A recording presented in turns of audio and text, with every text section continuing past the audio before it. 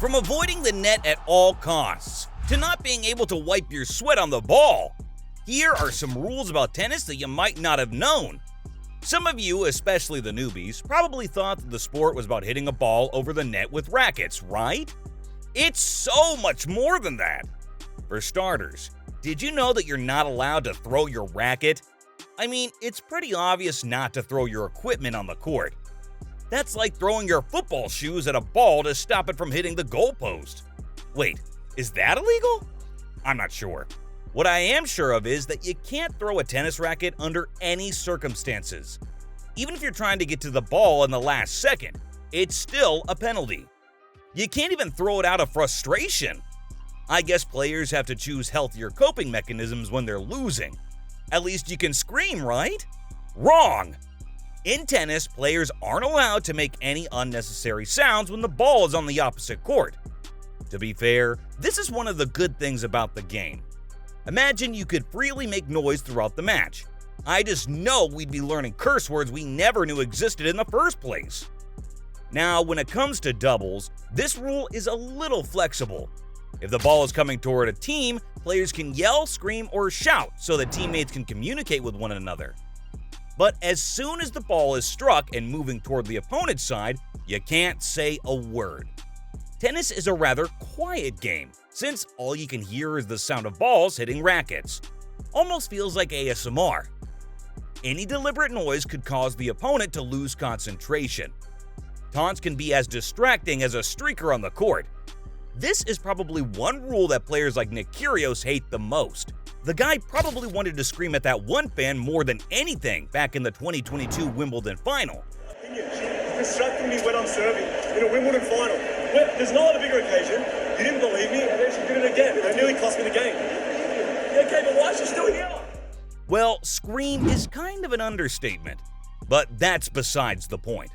So just 2 rules down, and you can't throw your racket or say a word during play. What's next? You can't touch the net? That'd be pretty dumb, wouldn't it? Surprise! You can't touch the net at all! Picture this. Your opponent strikes a volley near the net. You race to defend your side, grabbing the net to maintain balance and stop your momentum. What do you think will happen? You're 1 point behind.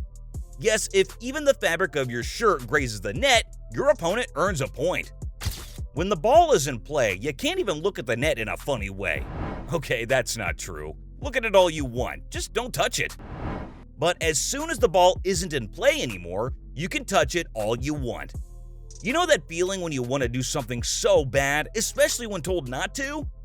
As soon as a point is announced, newbies can run to the middle of the court, feel the net all they want, and run back. Now, I know I'm exaggerating, but I'm trying to lay down these absurd rules with an emphasis on how strange they are. You see, the net is a pretty tricky hurdle in tennis. Did you know you can hit the ball around it too? It's legal to go wide and hit the ball around and below the level of the net. I'll get into the overall plane of the net in a bit. It's common knowledge that a player can hit the ball over it, but they can also swing their rackets around it. It'll be a little hard to visualize this, so bear with me.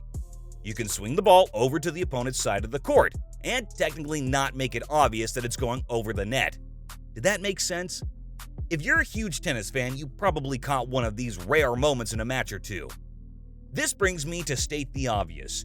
You can't hit the ball through the net. If there's a hole or something, just forget about it. That thing won't help you win the game. Plus, the precision you need to swing the ball at such an accurate angle for it to go through one tiny hole in the net is nearly impossible. If by any chance you're one of those 1 in a million people, it wouldn't matter. A point will be given to your opponent instead. See? I told you the net is a tricky thing. So, what about a player's racket crossing over it? The thing is, they can follow through with a swing across the net when first making contact with the ball. This is the part where I talk about the plane of the net. A racket can't cross over it, ever. Well, there are some exceptions. For example, if a player begins contact with the ball on their side and the racket crosses over the net upon following through with the swing, that's totally fine. The person making contact just has to make sure that the plane wasn't crossed before making contact with the ball.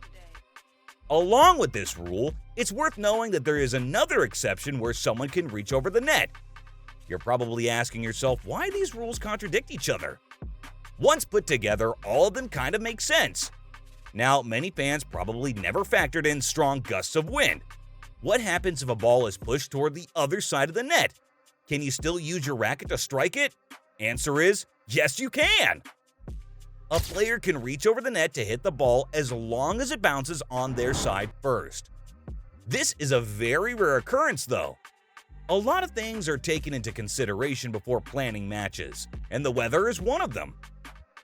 So, in the slight chance that a ball bounces on a player's side but sways over the net before being able to strike, the move is allowed.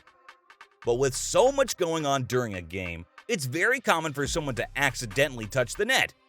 Some matches can get pretty intense, and players will do anything to not let the ball land on the wrong side of the court. There might be moments where one of the players just wants to get over with the set and stop the ball from landing on the outside to move things along quickly. Is that allowed? Absolutely not. A player can't touch the ball with anything except the racket until the point is over. This means any contact with the skin is off limits. This also means that a player can't catch the ball before it makes the second bounce or is heading offside. Turns out, the ball is sort of treated the same way as the net. Clothes and skin can't touch it under any circumstances.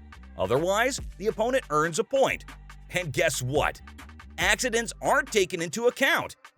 Whoever shoots their opponent first wins a point. Clearly, that's unethical and very dangerous. But if you can't yell at someone on the court, why not let out a bit of anger by hitting them? I'm kidding. Please, don't try this at home. If you thought touching the ball during play was illegal, wait till you find out what else you can't do. You can't wipe your sweat off using the ball. Now, hear me out. I know this is gross, but desperate times call for desperate measures. The thing is, if you get the ball wet, its material changes. That's bound to affect the game one way or another. It's a gross rule, yes, but it's strange to see that it's officially stated in rulebooks about the game. I've talked about tennis laws that weren't common knowledge. How about the last one, which is a common misunderstanding? It's actually allowed to serve underhand. Players choose not to do so because of the lack of power and control. You have to hit the ball across a 70-plus foot court. Underhands aren't the wisest decisions to make, but they're always handy when you want to surprise your opponent. Michael Chang used to do just that. I decided I'm just going to hit an underhand serve here. Oh, c'est la cuillère. Et il fait le point. Oh, extraordinaire. Anyway, those were some tennis rules you probably didn't know.